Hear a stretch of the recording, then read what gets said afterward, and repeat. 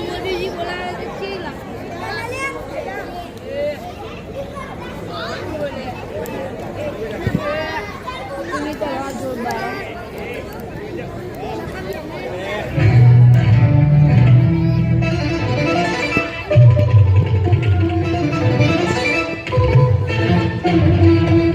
નમસ્કાર, આપનું સ્વાગત છે.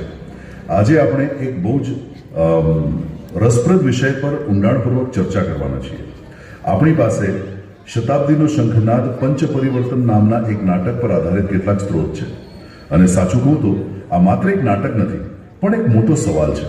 સ્ત્રોતોમાં એક વાક્ય છે જેણે મને ખરેખર જ જકડી રાખ્યો છે. 75 વર્ષ થયા સ્વાધીનતાને, પણ શું આપણા લોહીમાં પરિવર્તન આવ્યું છે કે નહીં? તો આજનો આપણો હેતુ એ સમજવાનો છે કે આઝાદીના આ અમૃતકાળમાં એક સમર્થ અને સક્ષમ ભારતના નિર્માણ માટે કયા 5 મૂળભૂત પરિવર્તનોની વાત આ સ્ત્રોતો કરી રહ્યા છે. તો ચાલો નિહાળીએ એકાંકી શતાબ્દીનો શંખનાદ પંચ પરિવર્તન.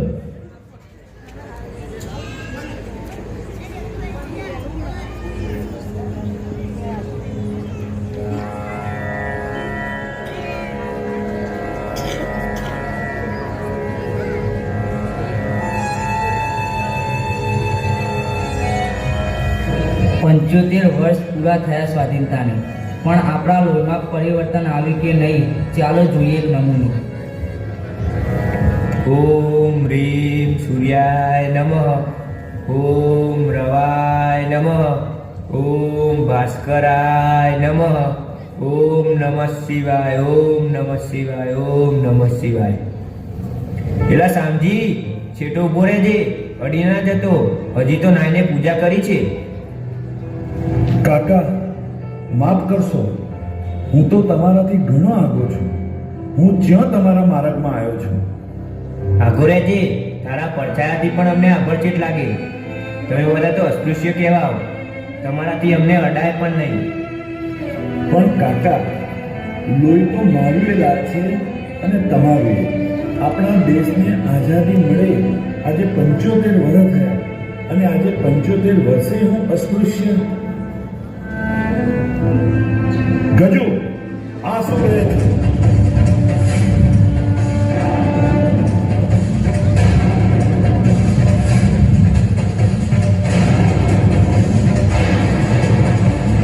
આ શું કહે છે? સાંભળ્યું ને? ભલે તું ગમે એટલા પૂજા પાઠ કરે, પણ આ તારી પૂજા અધૂરી છે. જો તને જીવતા માણસમાં ભગવાન ન દેખાય તો પથ્થરમાં શું કામ શોધે છે? આવા સામાજિક દૂષણોને લીધે આજે પણ આપણે એક નથી થઈ શક્યા. મને તો લાગે છે કે સામાજિક સમરસતા વગર આ દેશ ફરીથી ગુલામ થઈ જશે. જોયું? આ દ્રશ્ય જોયું? હા, જોયું અને સમજ્યો પણ ખરો. જો આપણે આવા જ્ઞાતિ જાતિના ભેદભાવ ભૂલી અને એવું નહીં વિચારીએ કે આપણે સૌ એનાથી ઉપર સનાતન હિન્દુ છીએ, ત્યાં સુધી આ ભારત દેશમાં સામાજિક સમરસતા આવે નહીં આવે. તો ચાલો બીજો સીન બતાવો.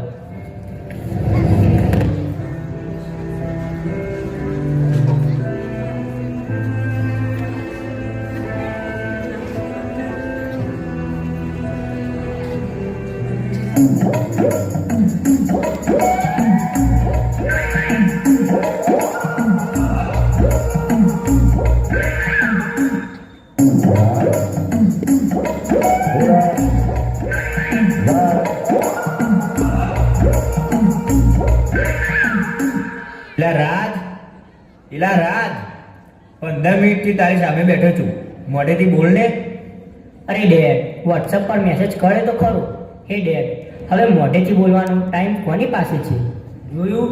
એક જ ઘરમાં રહે છે તો એ ડિજિટલ દિવાલોની વચ્ચે. શું ઘરમાં કોઈ વડીલ નથી? હા છે ને, જુઓ.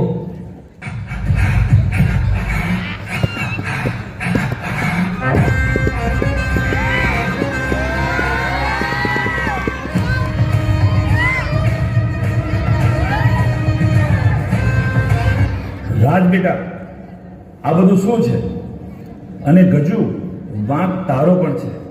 ઓફિસેથી ઘરે આવે એવો મોબાઈલ લઈને તું પણ બેસી જાય છે, અને તારી ઘરવાળી આખો દિવસ ખબર નહીં પણ કશુંક જોયા કરે છે, નાચે છે, કૂદે છે. અને પૂછીએ કે વહુ બેટા આ શું કરો છો, તો જવાબ આપે છે કે બાપુજી રીલ્સ બનાવું છું, ફ્લાવર વધે ને એટલે. દાદાજી ફ્લાવર નહીં, શું કહેવાય? બસ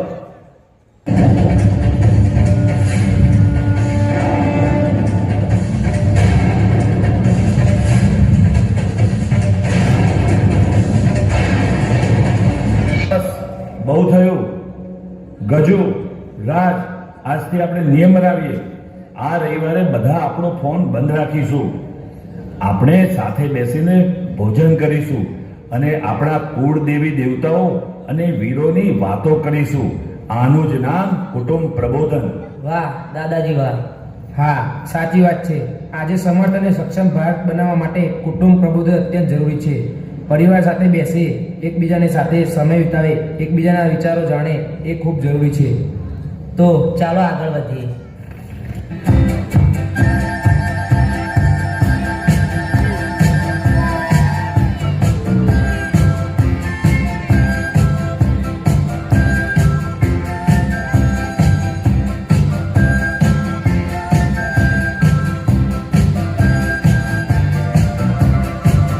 ડેડ, મારે પેલી વિદેશી બ્રાન્ડના શૂઝ જોઈએ છે. અરે ગાંડા, આપણા ગામના વસાણ મોચી પાસે જે ચામડાના બૂટ મળે એ 10 વર્ષ સુધી ચાલે, અને આ પ્લાસ્ટિકના કપ ફેંકવાનું બંધ કર. પણ ડેડ, વાય? બેટા, વસાણના જોડા એ આપણા જોડા કહેવાય, સ્વદેશી કહેવાય. આપણા પૈસા આપણી પાસે જ રહે. વિદેશી કંપની કમાશે તો એમાં આપણા દેશને શું ફાયદો થશે?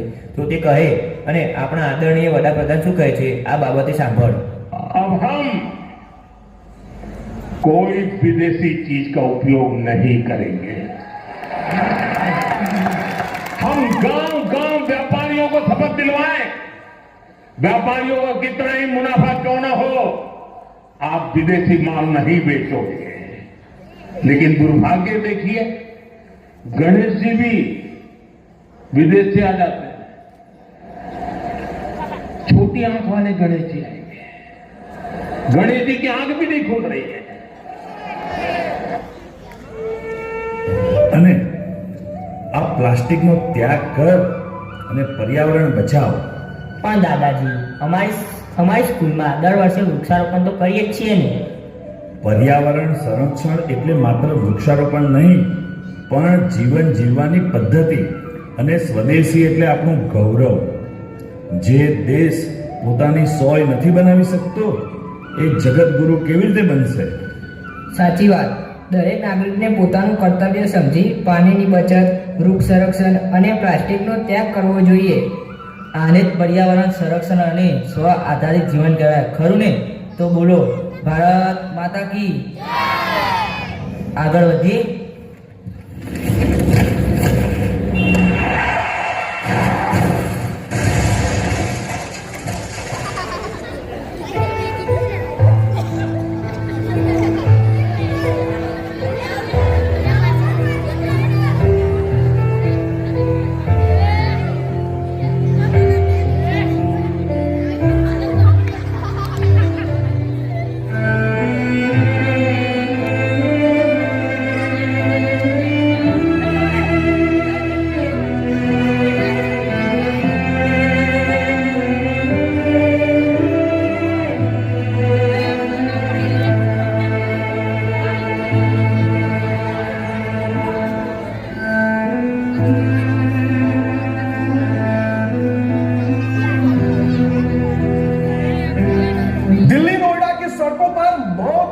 हादसे की मोहताज नहीं रही, वह खुले गड्ढों में घात लगाकर बैठी है.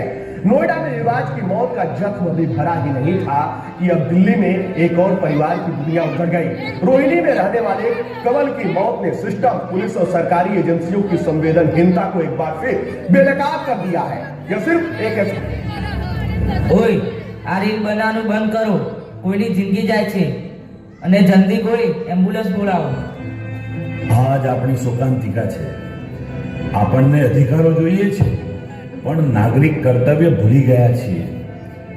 હેલ્મેટ પહેરવું એ પોલીસ માટે નહીં, પણ આપણા પરિવાર માટે છે. રસ્તો સાફ રાખવો એ સરકારનું નહીં, પણ આપણું કામ છે. આપણા સંવિધાનમાં જણાવેલા આપણી ફરજોનું પાલન પણ રાષ્ટ્રને અનુશાસિત અને સશક્ત બનાવશે.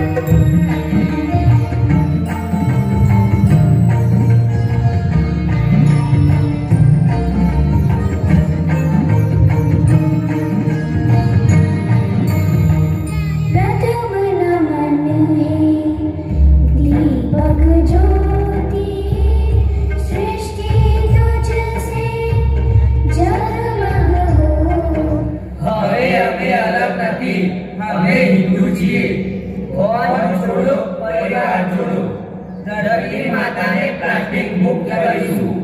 મારો સામાન મારા દેશનું ગૌરવ. અમે જાગૃત નાગરિક, અમે ભારત. ભારત માતા કી.